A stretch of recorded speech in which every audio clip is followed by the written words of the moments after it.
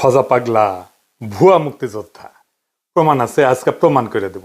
আমি 1971-এর ঘটনাকে মুক্তিযুদ্ধ বলি না, কারণ যেই যুদ্ধে আমাদের মুক্তি ঘটে না তারে মুক্তিযুদ্ধ বলাটা ভণ্ডামি। আর আরেক রাষ্ট্র এসে আমারে মুক্ত করে দিয়ে যেতে পারে না, তাই তো ঘটিছে, তাই না? 1971-এ কারণ কইতে পারে 1971-কে আমরা তাইলে কি বলবো? সবচেয়ে ভালোভাবে বলা সম্ভব বাংলাদেশের জন্ম।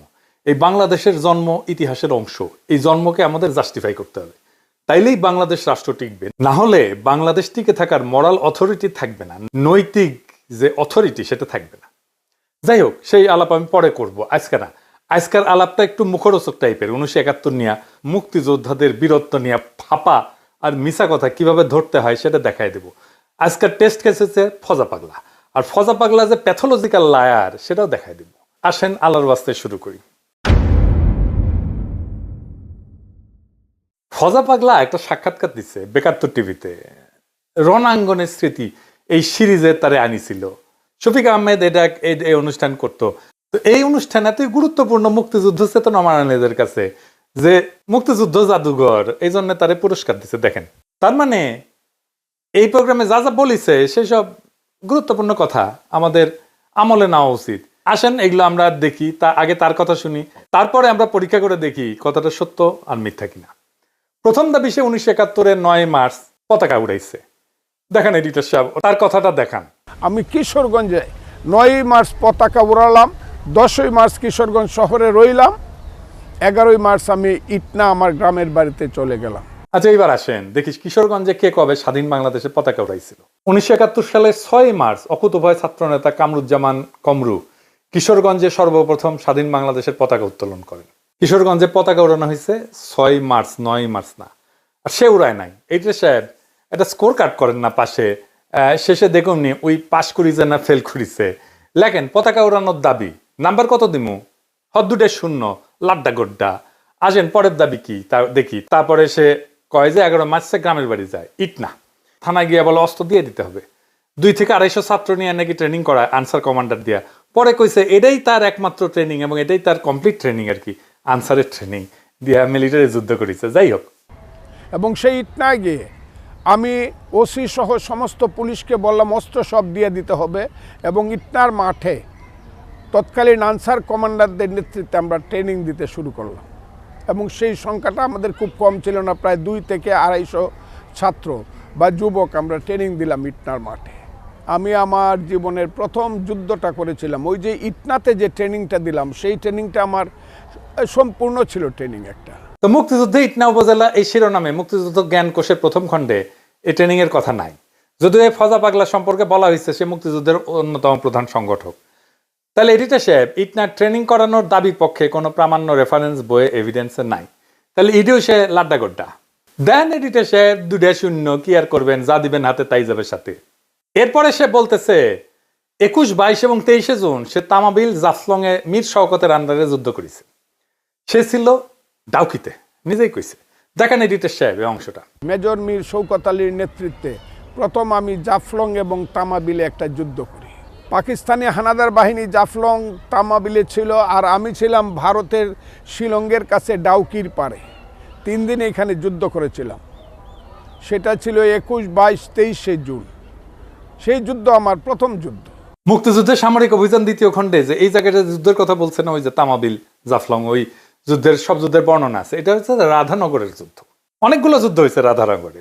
এই অঞ্চলটা মীর শওকতের 5 নম্বর সেক্টরের অন্তর্ভুক্ত ছিল। ফজার দাবি অনুযায়ী সে মুজিব বাহিনীর সদস্য ছিল। দেখান এডিটর সাহেব, দেখান সে মুজিব বাহিনীর সদস্য। মুজিব বাহিনীর সদস্যরা দেশে ঢোকার আগে দেশ স্বাধীন হয়ে যায়। দেশে একটা ক্ষুদ্র অংশ পার্বত্য চট্টগ্রাম দিয়ে ঢোকে শেষ দিকে।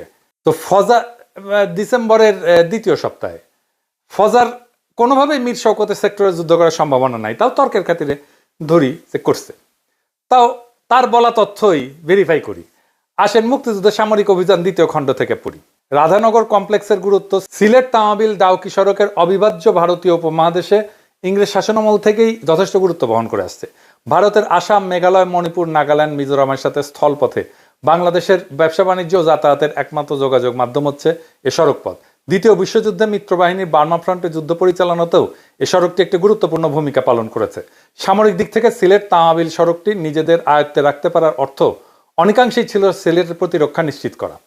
এ কারণেই সিলেট তামাবিল সড়কটি যে কোনো বড় আক্রমণ থেকে রক্ষা করার জন্য পাকিস্তানিরা সিলেট শহর থেকে তামাবিল বিওপি পর্যন্ত সব গুরুত্বপূর্ণ জায়গায় সুদৃঢ় প্রতিরক্ষা ব্যবস্থা গড়ে তুলেছিল। প্রতিরক্ষা অবস্থানগুলোর মধ্যে রাধানগর অবস্থানটি ছিল গুরুত্বপূর্ণ, কেননা মুক্তিবাহিনী কিংবা ভারতীয় বাহিনী যদি সিলেট তামাবিল সড়কের রক্ষণ ব্যবস্থা ফাঁকি দিয়ে সিলেট শহর পর্যন্ত পৌঁছে যায়, সে পরিস্থিতিতে রাধানগর থেকে অতি সহজে অল্প সময় সিলেট ডাউকি সড়ক পথে যে কোনো অবস্থানে আক্রমণ করা যায়।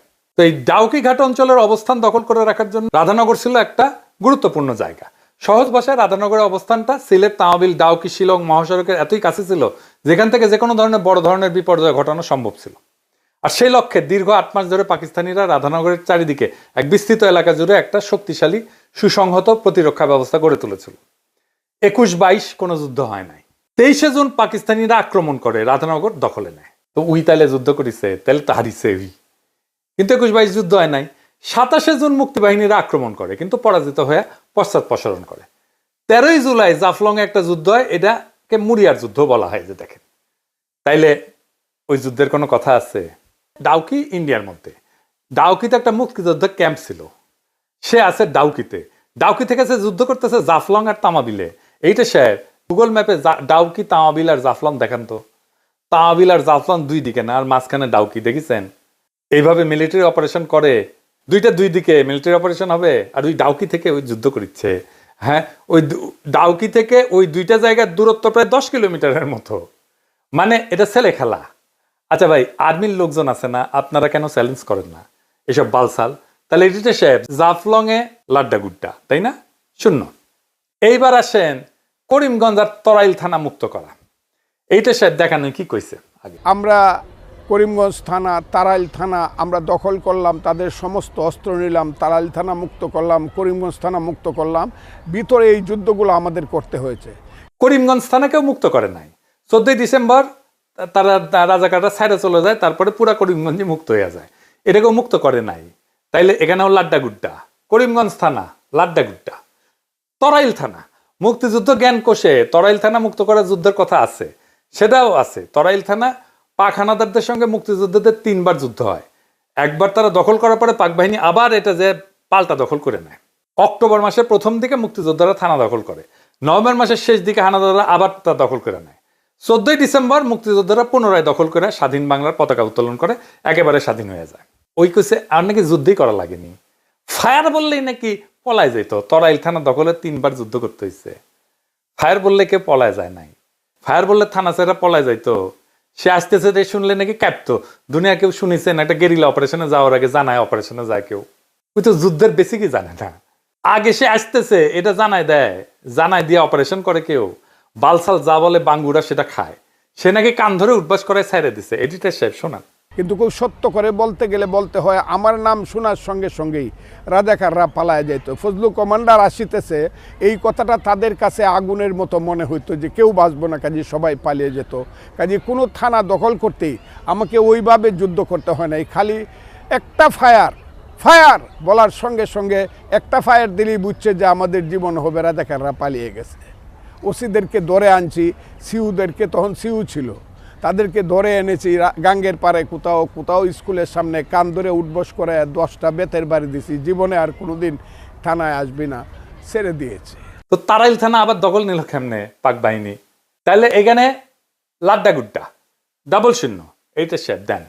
ফাইনালি সবচেয়ে মজার যুদ্ধ, আসেন এটা দেখি। সে বলতেছে 9 ডিসেম্বর কালনি কুশিয়ারা এসে যুদ্ধ করছে। তার কাছে জানতে চাইছে যে তার কি কখনো এমন মনে হয়েছে যে সে আর কখনো বাঁচবে না? সে কইতেছে এই কথাটা, আগে শোনান কি কইতেছে। এটা হলো 9ই ডিসেম্বর 1971 সাল। এইটা আমি বলি নাই আপনাকে। এটা হলো আমার কালনি কুশিয়ারার যুদ্ধ। মেঘনা যাকে বলে, পরবর্তী আজমিরগঞ্জ একটা নদী কালনি কুশিয়ারা হইয়া চাতলপাড়ের কাছে মেঘনায় আইসা পড়ছে। সেই কালনি কুশিয়ারার যুদ্ধে আমি 3টা স্টিমারে 179 জন পাক বাহিনী ছিল, মিলিশিয়া ছিল, রাজাকার ছিল। আমরা মাত্র 3 জন।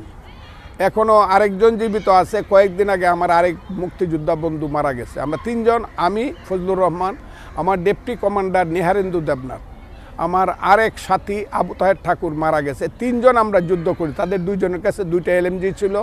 স্টিমার আমরা আক্রমণ করি কালনি কুশিয়ারায় 2টা এলএমজির মাধ্যমে, আমার কাছে মাত্র একটা স্ট্যান্ড গান ছিল। আমি সিগন্যাল দেওয়ার সঙ্গে সঙ্গে 2 দিক থেকে নদীর উপরে স্টিমারে ফায়ার হওয়া শুরু হইল, একদম মাস্টার ব্রিজ উড়ে গেল। শেষ পর্যন্ত পাক বাহিনী আমার কাছে সারেন্ডার করলো। এটা ছিল আমার 9ই ডিসেম্বরের যুদ্ধ। পাক বাহিনী বুঝতে পারে নাই যে আমরা 3 জন, কারণ আমি 500 লোককে লাইং ডাউন করাইছিলাম এই লাঠি দিয়া, কাজে তারা আমাদের কাছে সারেন্ডার করছিল। কি কইল? 3টা স্টিমারে 179 জন পাক সেনা আসতেছিল, তারা 3 জনে হারাই দিছে। 2 জনের কাছে সাবমেশিন গান ছিল আর তার কাছে স্টেন গান ছিল। 179 জন এই গুলিতেই সারেন্ডার করলো। হ্যাঁ, করিছে, কারণ ওই কাছে লাঠি হাতে নাকি 500 লোকরে শুয়ে রাখছিল। তাই দেখে ভাবিছে যে অনেক লোক তাদের গুলি করতেছে। ট্রেনিং পাওয়া আর্মি 2টা এলএমজি 2 পার থেকে গুলি করতেছে, নদীর 2 পার থেকে। তারপরে মনে করবে 500 লোক গুলি করতেছে, মানে বালসাল যা বুঝাবে। গাজার নৌকা পাহাড়ের চলে। পলাশী যুদ্ধ নাকি সিরাজ যুদ্ধ লেঙ্গা করেছিল, 5 কামানে শুয়ে রাখিছিল ওর সোলজারদেরকে। তো ওই রবার্ট ক্লাইভ ভাবিছে সারিছে কত কামান, কিন্তু ওর মধ্যে একজনের আসছিল চুলকানি। তো 5 যে হাত দিয়ে চুলকাইছে, ক্লাইভ বুঝিছে যে কেস তো খারাপ। এই চুলকানির জন্য রবার্ট সিরাজউদ্দৌলা হারিয়েছিল। শুনেছেন না এই গপ্প? চুলকানির ওষুধ বিক্রি করে যে সমস্ত হকার তাদের কাছে, এই গপ্প ওই ফজা পাগলা শুনেছিল। তাই শুনে আমাকে শুনেছে, আমাকে বাচ্চা কাচ্চা ভাবিছে। বাচ্চা কাচ্চারা এই সমস্ত গল্প করে, দামরা বুড়ারা এই সমস্ত গল্প করে, সেগুলো আবার শুনে কেউ কিছু কয় না। এই জন্যই এদের এত বার বাড়িছে। ইয়াল্লাহ, দরবেশ বানায় দাও, আমি এই দুনিয়ার থাকুন না। তো এডিটর সাহেব পাশ করিছে, ওই করে নাই। দেখেন না যে বিশেষ বিবেচনায় পাশ মার্ক দেওয়া যায় কিনা, দেওয়া যায় না। দেখেন দরিদ্র অথচ মেধাবী, এই কোটায় দেওয়া যায় কিনা পাশ মার্ক। এই কপালটাই খারাপ রে ফজা পাগলা। বেকার তোর টিভিতে সাক্ষাৎকার দেওয়ার আগে তুই কি আলু খাইছিলু? আলু, হ্যাঁ, তাই মনে হয় গোল্লা পাইছু। পরীক্ষার আগে আলু খাইতে হয় না রে পাগলা। তোর কোনো দোষ নাই, দোষ আলুর। তোর আলুর দোষ আছে। এবার ফুট, মুক্তিযুদ্ধের দোষাইতে আসিস না। তোর ভগন্দরওয়ালা হান্দাই দিব মুক্তিযুদ্ধ। এবার কে আসবে মুক্তিযুদ্ধ? নেক্সট।